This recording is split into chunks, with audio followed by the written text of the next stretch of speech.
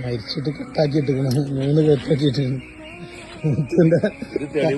മുത്തുവിന്റെ പാതകത്തിനുള്ളിൽ പാതകത്തിന് മുന്നേ മരിച്ചിട്ട് കെട്ടാക്കിയിട്ടിരിക്കണം 3 കെട്ടാക്കിയിട്ടുണ്ട്. മുത്തുവിന്റെ പാതകത്തിനുള്ളിൽ പാതകത്തിന് മുന്നേ മരിച്ചിട്ട്. அஸ்ஸலாமு அலைக்கும் வரஹ்மத்துல்லாஹி வபரகாத்துஹு. கனவுகளை நெய்த ஒரு மனிதன் தனது உப்பாவினதும் தந்தையினும் உம்மாவினதும் பிரார்த்தனைகளுக்கு சாட்சியாக தனது புதிய வீட்டிற்காக நிலத்தை ஆயத்தம் செய்தபோது அந்த மண்ணுக்கு அடியில் மறைத்து வைக்கப்பட்டிருந்த ஒரு பயங்கரமான ரகசியம் அவனது வாழ்க்கைக்குள் புகுந்தது. கட்டுமான பணிகள் நடந்து கொண்டிருந்த போது தொழிலாளர்கள் நிலத்தை தோண்டும் போது ஒரு விதமான பயங்கரமான காட்சியை கண்டு அதிர்ச்சி அடைந்தனர். மண்ணுக்கு அடியில் இருந்து அவர்கள் எடுத்தது வெள்ளை துணியால் சுற்றப்பட்டு 3 முடிச்சுகளுடன் கிடந்த ஒரு சிறிய பிரேதத்தின் மையத்தின் வடிவத்தில் இருந்த ஒரு பொருளாகும். சூனியத்தினதும் சிகிரினதும் மாந்திரீகத்தினதும் பயங்கரமான அடையாளத்தை சுமந்து நிற்கும் அந்த காட்சி அந்த வீட்டு உரிமையாளரையும் குடும்பத்தினரையும் வார்த்தைகளால் விவரிக்க முடியாத அளவிற்கு திகைக்க வைத்தது. உடனடியாக அவர் அந்த பயங்கரமான காட்சியை சமூக ஊடகங்களில் பகிர்ந்து கொண்டார். ஏனெனில் இது ஒரு சாதாரண மாந்திரீக சடங்கு அல்ல, மாறாக மனித வாழ்க்கையில் துயரத்தை விதைக்கும் சிஹ்ரு என்ற கொடிய பாவமாகும். சிஹ்ரு என்பது இஸ்லாத்தில் பெரும் பாவமாக கருதப்படுகிறது.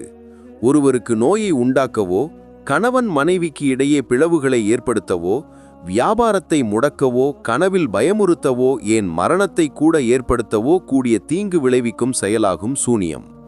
கருப்பு மாந்திரீகத்தின் இந்த வடிவம் அல்லாஹுவை விசுவாசிக்காத ஷைத்தான்களின் உதவியை நாடுவதன் மூலம் சாத்தியமாகிறது. சிஹ்ருக்கு ஆளான ஒருவரின் வாழ்க்கையில் ஏற்படும் தீமைகள் மிகவும் பெரிது. அவர்களுக்கு மன ரீதியாகவும் உடல் ரீதியாகவும் சிரமங்கள் ஏற்படலாம். வேலை மற்றும் குடும்ப உறவுகளில் தடைகள் நேரிடலாம். மேலும் இஸ்லாமிய நம்பிக்கைக்கு முரணான காரியங்களில் அவர்கள் ஈடுபடவும் கூடும். சிஹ்ரின் தீய விளைவுகள் இம்மைக்கு மட்டுமல்ல, மறுமையிலும் கடுமையான தண்டனைக்கு காரணமாகும். ஏனெனில் சிஹ்ர் செய்வது அல்லாஹுவுக்கு இணை வைக்கும் செயலின் ஒரு பகுதியாகும். ஆனால் ஒரு சத்திய விசுவாசியை பொறுத்தவரை இந்த மாந்திரீகர்களை பயப்பட வேண்டிய அவசியமில்லை. ஏனெனில் அல்லாஹுவின் அனுமதியின்றி ஒருவருக்கும் ஒரு ஆபத்தையும் ஏற்படுத்த முடியாது. சிஹ்ரை எதிர்கொள்வதற்கான மிகச்சிறந்த வழி குர்ஆன் ஓதுவதும் பிரார்த்தனை செய்வதும் ஆகும். தினமும் ஆயத்துல் குர்சி, குல் ஹுவல்லாஹு அஹத், குல் அஊது பிரப்பில் ஃபலக், குல் அஊது பிரப்பின் நாஸ் ஆகிய அத்தியாயங்களை ஓதுவது சிஹ்ரின் தீமைகளிலிருந்து பாதுகாப்பை அளிக்கும் என்று நபி அவர்கள் கற்றுத்தந்துள்ளார்கள். காலையிலும் மாலையிலும் ஓதப்படும் திக்ருகளும் ஒவ்வொரு செயலையும் தொடங்கும் போதும் பிஸ்மில்லா என்று சொல்வதும் ஒரு பெரிய பாதுகாப்பு கவசமாகும். சிஹ்ரால் பாவிக்கப்பட்டவர்கள் சரியான சிகிச்சையை நாட வேண்டும். அல்லாஹுவின் வார்த்தையான குர்ஆனை பயன்படுத்தி செய்யப்படும் ருக்கையா என்பதே இதற்கான உண்மையான தீர்வாகும். எந்த நெருக்கடியிலும் சத்திய விசுவாசி அல்லாஹுவை மட்டுமே சார்ந்து அவனிடம் உதவி தேடும்போது இந்த தீய சக்திகள் அவரை வெல்ல முடியாது. அந்த நில உரிமையாளர் சந்தித்த போல சிஹ்ரின் துயரங்கள் நம்மை சுற்றிலும் உள்ளன. எனவே நமது நம்பிக்கையை பலப்படுத்தி அல்லாஹுவின் பாதுகாப்பிற்காக தொடர்ந்து பிரார்த்தனை செய்வது அவசியம்.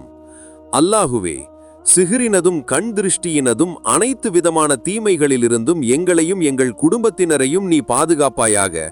எங்கள் உப்பாவினையும் உம்மாவினையும் நீ சுவனத்தில் ஒன்று சேர்ப்பாயாக. அஸ்ஸலாமு அலைக்கும் வரஹ்மத்துல்லாஹி வபரகாத்துஹு.